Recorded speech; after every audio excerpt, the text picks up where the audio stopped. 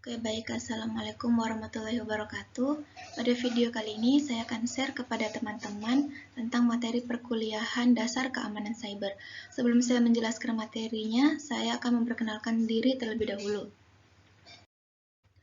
Perkenalkan, nama saya Fitri Trisnawati. Saya dari program studi RKS kelas A Malam. Oke, langsung saja ke topik. Saya membawakan dua topik. Yang pertama, web and WPA attacks atau yang disebut dengan serangan web dan WPA. Yang topik yang kedua, defending against wireless and mobile device attacks atau yang disebut dengan bertahan diri serangan perangkat nirkabel dan seluler. Langsung saja ke penjelasan. Web and WPA attacks. Yang pertama, web. Wired Equivalent Privacy atau WEP adalah protokol keamanan yang berupaya menyediakan jaringan area lokal nirkabel atau WLAN dengan tingkat keamanan yang sama dengan LAN kabel. Karena langkah-langkah keamanan fisik membantu melindungi LAN berkabel, web berupaya memberikan perlindungan serupa untuk data yang dikirimkan melalui WLAN dengan enkripsi. Web menggunakan kunci untuk enkripsi. Tidak ada ketentuan untuk manajemen kunci dengan web, sehingga jumlah orang yang berbagi kunci akan terus bertambah. Karena setiap orang menggunakan kunci yang sama, penjahat memiliki akses ke sejumlah besar lalu lintas untuk serangan analitik. Web juga memiliki beberapa masalah dengan initialization vektor 4 yang merupakan salah satu komponen dari sistem kriptografi. Yang pertama merupakan bidang 24 bit dan terlalu kecil. Yang kedua memiliki teks jelas yang artinya dapat dibaca. Yang ketiga sangat statis sehingga aliran kunci yang identik akan berulang pada jaringan yang buruk. Wi-Fi Protected Access atau WPA. Dan kemudian WPA2 keluar sebagai protokol yang ditingkatkan untuk menggantikan web.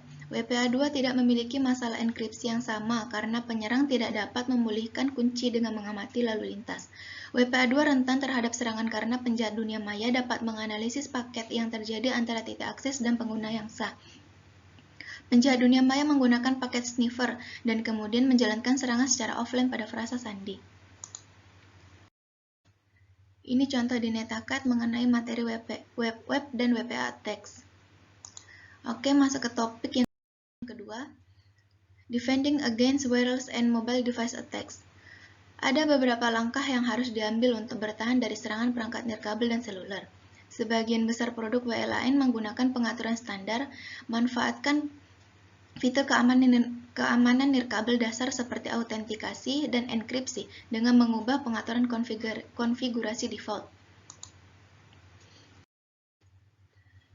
Batasi penempatan titik akses dengan jaringan dengan menempatkan perangkat ini di luar firewall atau di dalam zona demilitarisasi atau DMS yang berisi perangkat tidak terpercaya lainnya seperti email dan server web.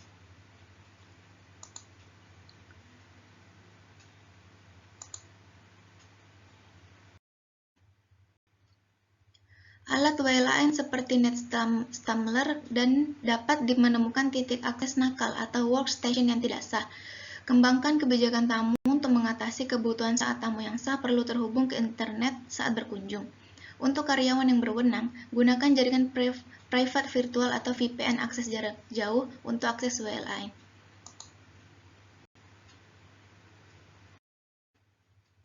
Di Netacat juga ada materi ini. Oke. Itu saja materi perkuliahan dasar keamanan cyber yang bisa saya sampaikan. Lebih kurangnya mohon maaf. Semoga kawan-kawan semuanya paham. Sekian. Wassalamualaikum warahmatullahi wabarakatuh. Terima kasih.